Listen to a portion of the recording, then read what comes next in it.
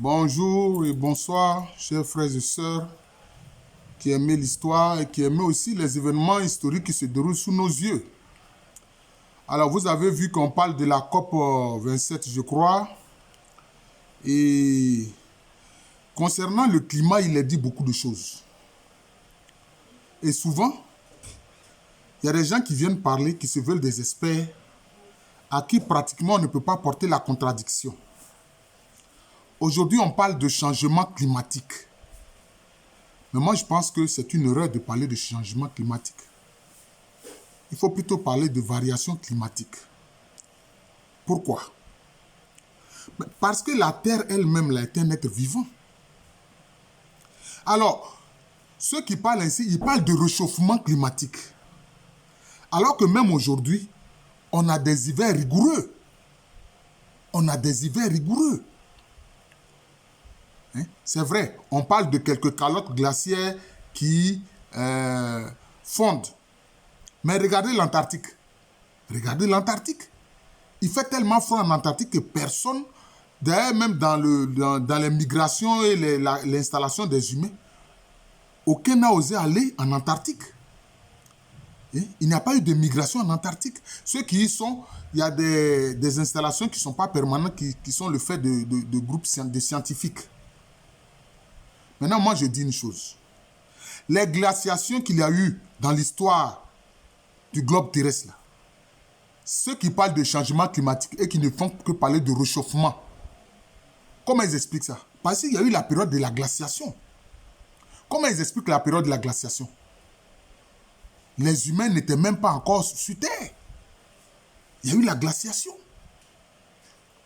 Comment ils expliquent ça? Ces pseudo-experts en climatologie, là. Comment ils expliquent ça? D'ailleurs, souvent, ce n'est même pas des climatologues qui parlent, c'est des gens comme ça qui s'érigent, qui disent qu'ils sont des experts dans les questions de climat, de changement climatique, d'après eux. Il faut plutôt parler de variation climatique. Et sur ça, aujourd'hui, beaucoup de spécialistes commencent à comprendre qu'il s'agit de choses de variation climatique. Vous voyez? Mais moi, je dis, il y a, bon, je peux appeler ça des acteurs. Il y a des acteurs qui jouent un rôle important dans le climat terrestre. De quoi je veux parler? Je parle d'acteurs, mais de quoi je veux parler? Le soleil. Le soleil joue un rôle très important concernant le climat de la Terre. Est-ce que même le gaz carbonique produit sur la Terre est plus brûlant que le soleil? Non. Le soleil joue un rôle très important. Les rayonnements solaires. Quelquefois, il y a des éruptions solaires. Il y a ce qu'on appelle les éruptions solaires qui touchent la Terre. C'est un acteur fondamental. Il y a quoi encore? Il y a les volcans. Est-ce que sur Terre, il n'y a pas de volcans? Il y a des milliers de volcans sur la Terre. Mais ces volcans-là produisent quoi? C'est du feu, c'est du gaz carbonique, c'est de la fumée. Il y a des volcans même qui sont en dessous de la mer, sous la mer, au fond de la mer. Mais ces volcans jouent un rôle sur le climat terrestre. Mais pourquoi est-ce que les gens ne parlent pas de ces acteurs importants qui jouent un rôle sur le climat du globe terrestre? Pourquoi ils ne parlent pas de ça? Pourquoi ils ne parlent pas des volcans? Pourquoi ils ne parlent pas du rôle du soleil qui peut émettre des rayonnements solaires très élevés? Est-ce que c'est fini? Il y a les météorites. Quelquefois, il y a des météorites qui entrent dans l'atmosphère. D'ailleurs, beaucoup de météorites entrent dans l'atmosphère. Mais Dieu merci, avant que souvent ça touche la Terre, ça s'effrite. Mais quelquefois, il y a des météorites qui frappent la Terre. Il n'y a pas trop longtemps, je crois, je ne sais pas il y a combien d'années de cela, il y a une météorite qui a frappé le nord de la Russie, hein, la région de la Sibérie. Ça a dévasté de larges zones de la végétation en Sibérie. Est-ce que ça, c'est le fait des hommes? Ce n'est pas le fait des hommes. C'est le fait d'acteurs naturels importants qui jouent un rôle important dans le climat terrestre. Vous comprenez? Maintenant, la Terre elle-même, je l'ai dit, la Terre, c'est un être vivant. Les mouvements tectoniques de la Terre, ça provoque quoi? Les mouvements tectoniques de la Terre, ça provoque quoi? Ça peut provoquer des éruptions de feu. Ça peut faire que le magma peut remonter à la surface et provoquer des chaleurs. Hein? Par contre, ça peut favoriser... Et puis d'ailleurs, même à l'intérieur de l'océan, il y a quoi? Il y a des courants marins chauds, il y a des courants marins froids. Hein? Un courant marin chaud peut prendre de l'importance et puis provoquer un froid important. Un courant marin chaud peut prendre de l'importance et puis provoquer une grande chaleur. Au moment où le Sahara se désertifiait, il y avait combien d'hommes? Ce sont les hommes qui ont fait qu'il y a eu le Sahara. Ce sont les hommes qui ont provoqué, par leurs activités, l'apparition du désert du Sahara. Pas du tout. Ça a été un long processus. Mais c'est pour ça que sous le sable chaud du Sahara, là, l'eau potable qui est là-bas, là, ça peut désaltérer les hommes pendant des dizaines d'années. C'est un des enjeux d'ailleurs de cette guerre au Sahel. L'eau potable qui est sous le Sahara, là. Parce que l'eau devient un enjeu. L'eau devient un enjeu sur la terre. Maintenant, il y a des gens qui se permettent de dire oui, c'est parce qu'il y a trop d'hommes sur la terre et ils veulent utiliser ça, que c'est parce qu'il y a trop d'hommes sur la terre que d'après eux, il y a changement climatique. Regardez-moi ces menteurs-là. Ça, je suis obligé d'utiliser le mot. Ce sont des menteurs. Et parce que comme il y a beaucoup d'hommes, alors c'est ce qui fait que... Mais est-ce que la terre est surpeuplée? Non, la terre est sous-peuplée. D'ailleurs, j'ai fait une vidéo pour expliquer que la terre est sous-peuplée.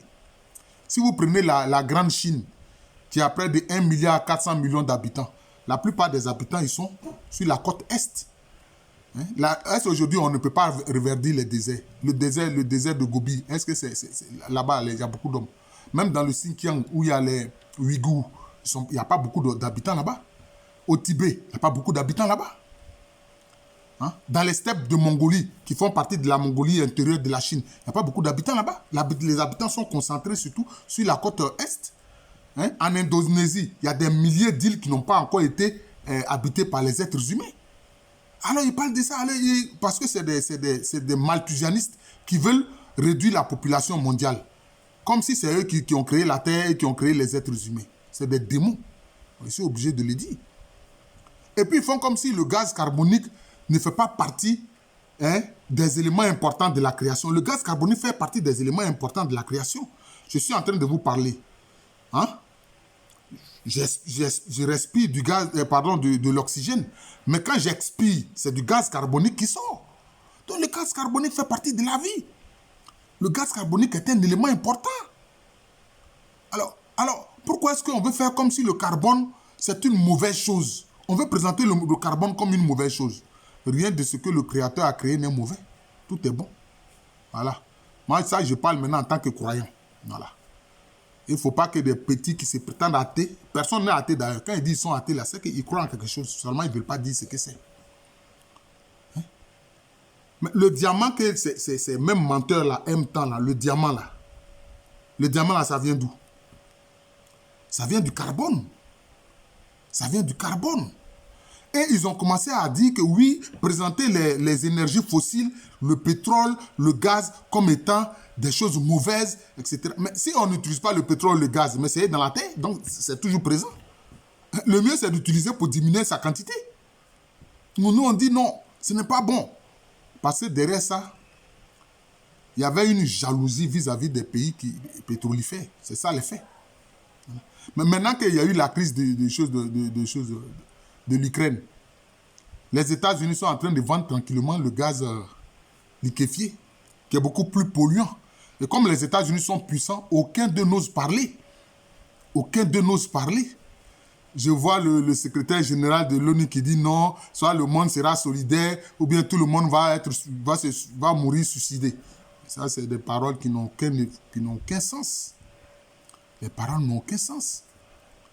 Ça n'a aucun sens. Ça n'a aucun sens. Les acteurs importants, comme je l'ai dit, le soleil, les volcans, les ouragans. Les ouragans jouent un rôle important dans le climat. Parce que ce phénomène-là, ça a différents noms. Quand c'est dans l'océan Atlantique, on appelle ça l'ouragan. Quand c'est dans l'océan Indien, on appelle ça cyclone. Quand c'est dans l'océan Pacifique, on appelle ça typhon. Mais c'est le même phénomène climatique. Est-ce qu'il n'y a pas eu tsunami, c'est pas en 2000 combien là? C'est pas si c'était en 2004 ou bien je ne sais plus quoi. Il y a eu un tsunami. Est-ce qu'il n'y a pas de typhons? Il n'y a pas des ouragans. Aux États-Unis, il y a une période qu'on appelle la période des ouragans. Ça joue un rôle sur le climat. Mais pourtant, c'est dévastateur. C'est dévastateur. Hein? Les typhons, les ouragans, les cyclones sont dévastateurs. Mais ça fait partie de la vie, hein, du globe terrestre. Ça fait partie de la vie du globe terrestre. Qu'est-ce que ces ouragans-là transportent? Hein? Il y a des courants chauds, des courants marins chauds, il y a des courants marins froids. C'est comme ça. Ça, les hommes n'y peuvent rien. Hein? Donc, il y a ces acteurs majeurs sur lesquels l'homme ne peut pas jouer. L'homme ne peut pas jouer sur les rayonnements solaires et les éruptions solaires. L'homme ne peut rien faire face comment on appelle ça? Ah, je viens de le dire tout à l'heure, ben, comme je ne suis pas content du tout de ce qui se passe, parce que je trouve que les volcans, il y a des milliers de volcans sur Terre. Est-ce que quand les volcans entrent en éruption, là, vous savez combien de gaz carbonique ils dégagent? Combien de chaleur ils dégagent? Non. La Terre elle-même, selon sa vie, hein, il y a des moments où il y a plus de chaleur, il y a des moments où il y a plus de froid. Voilà. Comme je l'ai dit, les périodes de glaciation que la Terre a connues, ce n'était pas le fait de l'être humain. Maintenant, ils veulent faire croire que ce sont les activités humaines qui font que, d'après eux, il y a un changement climatique. D'ailleurs, moi, je dis, le terme changement climatique, c'est faux. Parce que quand il y a un changement, là, ça doit s'opérer sur des siècles. C'est là on parle de changement. Là, c'est sur des siècles. Par exemple, le Sahara, là, la désertification, là, ça s'est fait sur au moins 2 ou 3 siècles. Voilà. Hein? Ça s'est fait au moins sur 2 ou 3 siècles. Parce que qu'est-ce qui s'est passé? Les pays industrialisés, les pays européens de l'Europe de l'Ouest, les États-Unis et autres, qui se sont industrialisés et donc qui ont rejeté beaucoup de gaz carbonique avec leurs industries. Ils ne veulent pas que les autres s'industrialisent. Mais les autres vont s'industrialiser. Parce que la croissance économique passe par l'industrialisation. Les gens ne vont pas continuer de vendre la matière première brute. Hein? Il faut qu'ils s'industrialisent. Il faut qu'ils transforment ces matières premières pour avoir de la plus-value. Parce qu'en arrière-plan, il y a aussi un désir de domination économique. C'est ce que ces pays-là n'osent pas dire. Est-ce que dernièrement, là, avec la crise, là, les États-Unis ont commencé à vendre du gaz liquéfié là? Est-ce que les gens ont critiqué les États-Unis? Ils n'osent pas. Parce qu'ils ont peur des États-Unis, ils n'osent pas. Hein? Le secrétaire général de l'ONU qui est en train de fanfaronner à Charles Michel en Égypte. Pourquoi il n'a pas osé critiquer, hein, le gaz liquéfié que les États-Unis vendent? C'est beaucoup plus polluant. Mais la crise en Ukraine a montré que, écoutez, les énergies fossiles sont incontournables. Parce que l'énergie solaire avec les plaques solaires et tout ça là, ça ne suffit pas. Ça ne suffit pas parce qu'il y a des unités industrielles qui consomment beaucoup d'énergie. Voilà. On dit qu'ils vont faire des voitures électriques. Hein? Les voitures électriques. Mais ça peut marcher comment? Pendant combien d'heures? Tu vas rouler 2 heures et puis après tu as des problèmes, etc. Donc, voilà. Pour l'instant, les énergies fossiles sont incontournables. Moi, je me souviens, il y a quelques années, j'avais vu un documentaire où les gens ont dit que d'ici 50 ans, hein, le pétrole, le gaz qui sont sur la terre vont s'épuiser. Alors que non. On voit que chaque jour que Dieu fait, on découvre de nouveaux gisements. En découvrant qu'il y a des gisements de pétrole et de gaz, hein, dans le golfe de Guinée, ça ne date pas de longtemps. Ça ne date pas de longtemps. Vous voyez? Même entre Israël et puis le Liban, ils se sont entendus. Il y a du gaz là-bas, hein, qui est en mer, entre les frontières du Liban et d'Israël. Donc chaque jour que Dieu fait, on découvre de nouveaux gisements. Hein? Même la France, même qui n'avait pas beaucoup de ressources naturelles, ils ont découvert dernièrement du lithium en France. Mais c'est une matière importante, le lithium. Ça fait partie des gaz, des terres rares. Donc, il y a beaucoup de choses sur la Terre qui jouent un rôle sur le climat. Mais la Terre elle-même, en tant que entité vivante, mais elle se régule. Elle se régule. C'est vrai, l'homme doit faire attention. Mais le système ultra-capitaliste qu'on voit, ça fait quoi? Ça fait du gaspillage. Malheureusement, ça fait beaucoup de gaspillage. Et c'est ça qui fait problème. Ce gaspillage-là, il n'en parle pas. Mais ça fait beaucoup de gaspillage. Vous voyez? Ça, c'est un problème. Parce qu'il faut utiliser les ressources de la terre harmonieusement, avec parcimonie. Il faut utiliser les ressources de la terre selon nos besoins.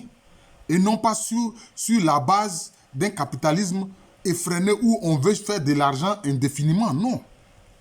C'est ça le problème. Donc, il n'y a pas de changement climatique pour l'instant. C'est des variations climatiques. Le changement doit se voir sur une longue durée. Mais quand les météorites viennent frapper la Terre, là, vous savez ce que ça fait. Bon, est-ce que ce n'est pas une météorite qui a fait disparaître les dinosaures, hein, durant l'ère secondaire? Bon, ils disent quoi, hein? Quand la météorite a frappé là, qu'est-ce qui s'est passé? Ça a provoqué un rayonnement de chaleur terrible sur la Terre. C'est pour ça que tous les dinosaures sont morts. Comment ils expliquent ça? Ceux qui parlent des changements climatiques, là, comment ils expliquent ça? Voilà. C'est pour ça que moi, je n'accepte pas, ce n'est pas une affaire de croyance. Je trouve que les arguments de ceux qui parlent de changement climatique, hein, ils ne sont pas solides. Maintenant, quelquefois on parle de gaz rejetés par les véhicules, etc. Bon. Mais j'ai dit, oh, toutes ces guerres que les gens font là, où ils lâchent les bombes là, il n'y a pas du gaz dedans. Hein? Quand les gens ont jeté les napalm et autres sur le Vietnam, hein? Quand la France a jeté aussi le napalm, l'argent orange au Cameroun, tout ça là, ça n'a pas joué sur le climat. Là, les gens ne parlent pas de ça. Même les guerres que les gens font actuellement là, hein? La guerre en Éthiopie, la guerre au Mali, hein? La guerre des terroristes contre le Mali, contre le Burkina, contre le Niger, etc. Quand on utilise des armes et puis on tire là, qu'est-ce qui sort des armes? C'est quoi? C'est de l'eau? Est-ce que c'est la fraîcheur qui sort de ces armes-là? Hein? C'est pas du feu. Le feu là, ça ne provoque pas la chaleur. Et puis en plus, ça tue des êtres humains. Pourquoi ils ne parlent pas de ça? Parce que les nombreuses guerres sur Terre aussi, ça provoque un réchauffement. Pourquoi les gens ne parlent pas de ça? Et puis non, on parle de non, il faut moins d'êtres humains sur Terre. Voilà, ça c'est les démoniaques là qui disent ça, etc. Hein? Mais si on cesse de faire la guerre, de tirer des canons, des bombes, etc., mais ça aussi, il n'y aura plus assez de chaleur. Parce que, imaginez, hein, la guerre en Ukraine, là, quand on tire les bombes, là, il n'y a pas la chaleur dedans. Il y a la chaleur. Pourquoi les gens ne parlent pas de ça? La guerre entre l'Arménie et puis l'Azerbaïdjan, là, il n'y a pas la chaleur dedans. La guerre entre le Tadjikistan et puis, comment on appelle ça, l'Ouzbékistan, là, y a pas, ça ne provoque pas la chaleur. Les bombes qu'ils ont mis, les milliers de bombes qu'ils ont mis en Irak, là, ça n'a pas provoqué des chaleurs là-bas, sur le climat. Hein? Les milliers de bombes qu'ils ont mis en Afghanistan, là, ça n'a pas provoqué des chaleurs là-bas. Pourquoi ils ne parlent pas de ça? Parce que les lobbies de l'armement sont trop puissants. Là, on ne dit pas que non, les bombes là, ça provoque la chaleur. Toute bombe provoque la chaleur. Même quand tu prends une balle, on dit quoi? On dit arme à feu. Est-ce qu'on a dit arme à eau? On dit arme à feu. Voilà. Que les gens parlent de variation climatique. Et qu'ils sachent faire la distinction entre les acteurs majeurs pour lesquels l'homme ne peut rien. L'homme ne peut rien contre les mouvements tectoniques. L'homme ne peut rien contre les rayonnements solaires intenses. L'homme ne peut rien contre l'action des cyclones, des ouragans, des typhons. Voilà. L'homme ne peut rien contre les volcans. L'homme ne peut rien quand les météorites viennent frapper la Terre. Ça, on ne peut rien. Ça provoque des chaleurs, on ne peut rien. Et quand le magma, hein, remonte à la surface de choses, de la Terre, tout ça, on ne peut rien. Mais on peut être sage en utilisant avec parcimonie ce qui est sur Terre. Le gaz carbonique n'est pas mauvais. Le gaz carbonique a son utilité. Voilà. Le gaz carbonique a son utilité. On ne peut pas dire que non, le gaz carbonique, le carbone, etc., c'est mauvais. Non, ce n'est pas mauvais. C'est l'utilisation que nous en faisons. On peut l'utiliser avec intelligence. Voilà. Donc, chers amis, j'ai voulu parler de ces questions de prétendu changement climatique. Voilà. Et si vous avez bien suivi mon argumentation, vous comprenez. Parce que quelquefois, il y a des passions derrière cette affaire. Il y a des passions derrière cette affaire. J'ai même entendu dire quelquefois que oui, l'élevage des bovins, des vaches, etc., non, que ça provoque trop de gaz carbonique. Mais tous les êtres vivants sortent du gaz carbonique. Les arbres même là, la nuit, c'est du gaz carbonique que les arbres rejettent. Donc vous allez détruire tous les arbres parce que la nuit, les arbres rejettent le gaz carbonique. La journée, ils emmagasinent l'oxygène, mais la nuit, ils rejettent le gaz carbonique. Comme toi l'homme, moi l'homme, quand je respire là, j'ingurgite de l'oxygène et je rejette du gaz carbonique. Le gaz carbonique fait partie de la vie. On ne peut pas... Le carbone fait partie de la vie. On ne peut pas présenter ça comme étant mauvais. Non. Mais ceux qui veulent présenter ça comme étant mauvais, il ne faut pas qu'ils expirent. Hein? Que leur respiration là soit seulement de l'oxygène. Hein? Des gens qui se disent des choses scientifiques. Et puis en plus, les hommes politiques se servent de ça, comme ceci, comme cela, etc. Nous, les pays là, qui ne sont pas, qu'on prétend sous-développés là, nous aussi, on va s'industrialiser bien. Parce qu'ils ne vont pas continuer d'acheter nos matières premières brutes à vil prix et puis nous mépriser comme on le voit au Parlement même français. Un député dit à son collègue, parce qu'il est noir, retourne en Afrique. Mais dans ce cas-là, il n'y a pas de problème. Si vous voulez que tous les Noirs qui sont en France retournent en Afrique, mais qu'à cela ne tienne. Bon, vous les Français aussi, vous allez quitter l'Afrique. Avec vos armées et tout ça, vous allez quitter l'Afrique. Vos ambassades, tout, vous allez quitter l'Afrique. Avec vos entreprises, vos multinationales, vous allez quitter l'Afrique. Chacun va vivre ce soir et puis on va voir. Et puis on va voir. Parce que ces hommes politiques français qui n'ont pas de projet de société, de programme politique solide pour le peuple français qui aujourd'hui est en train de subir une paupérisation, ils n'ont rien à faire. Chaque fois que des élections approchent, c'est pour parler d'immigration. Ça, c'est de la poudre de perlimpinpin aux yeux des Français. Parce qu'ils sont incapables de résoudre les problèmes des Français. Et chaque fois, ils trouvent des prétextes, etc.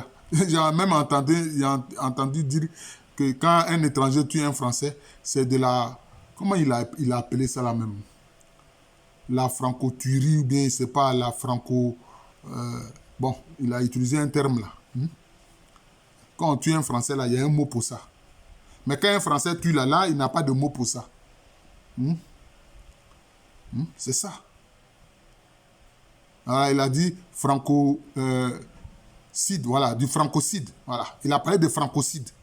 Quand on tue un Français, c'est francocide. Je crois que c'est ça. Peut-être que je ne le prononce pas bien. Bon. Voilà. C'est un homme politique français qui a dit ça. Mais quand le Français tue maintenant, là, c'est quoi? C'est franco-tué. Voilà. Bon, je vous remercie. Je pense que j'ai déjà fait au moins 23 minutes. Donc, c'est cela. Donc, chers frères et sœurs, ne nous laissons pas tromper par le discours sur le changement climatique. Il y a beaucoup d'enjeux politiques derrière. Voilà. Quelquefois même des enjeux de malthusianisme, réduire la population mondiale. Donc, des enjeux criminels. Comme on l'a vu avec la stèle de Gidstone qui sont allés détruire où ils disaient qu'ils vont réduire la population mondiale à seulement 500 millions d'habitants. C'est-à-dire qu'ils vont faire un génocide planétaire de 6 milliards 500 millions. Voilà, ce sont ces gens-là. Certains aussi sont dans cette affaire de changement climatique. Voilà. Donc, ayons le discernement et réfléchissons. Voilà. Ayons le discernement et réfléchissons. Voilà. S'il y a une éruption solaire là, qui frappe la Terre là, ceux qui parlent de changement climatique là, ça va faire quoi? Ils pourront faire quoi? Je suis le professeur Alou Kwame René, professeur titulaire d'histoire à l'université Félix Houphouët-Boigny, une université qui est à Abidjan. C'est dans le quartier de Cocody, en Côte d'Ivoire, un pays situé en Afrique de l'Ouest.